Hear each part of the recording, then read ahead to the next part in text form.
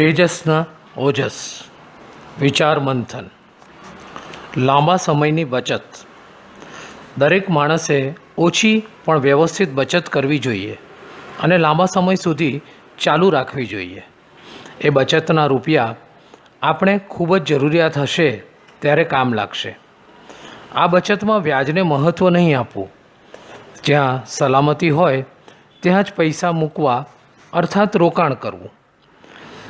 રોજના 5 રૂપિયાની બચત એક વર્ષે 1,800 અને 10 વર્ષે 18,000 રૂપિયા ભેગા કરી આપશે. તેવી જ રીતે રોજના 25 રૂપિયા એક વર્ષે 9,000 રૂપિયા અને 10 વર્ષે 90,000 કરશે. રોજના 50 રૂપિયાની બચત એક વર્ષે 18,000 રૂપિયા અને 10 વર્ષે 1,80,000 રૂપિયા ભેગા કરી આપશે. રોજના 100 રૂપિયાની બચત એક વર્ષે 36,000 રૂપિયા અને 10 વર્ષે 3,60,000 રૂપિયા ભેગા કરી આપશે.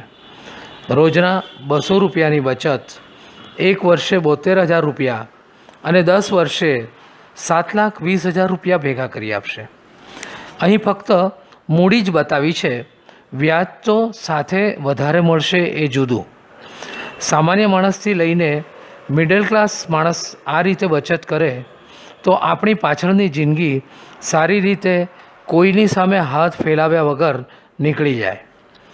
આ બચત છોકરાઓ પણ ભણતરની સાથે પોકેટ મનીમાંથી બચાવીને કરી શકે છે. આમ જોઈએ તો રોજના થોડા રૂપિયા થોડા મહિના બાદ થોડા વર્ષો બાદ ભલે ઓછા લાગશે, પરંતુ તેને 10 વર્ષ કે 25 વર્ષ કે 50 વર્ષ સુધી નિયમિત ચાલુ રાખશું તો તે રકમ મોટી અને પાછલી જિંદગી સારી રીતે જીવાય એવી લાગશે. તેજસના ઓજસ વિચાર મંથન.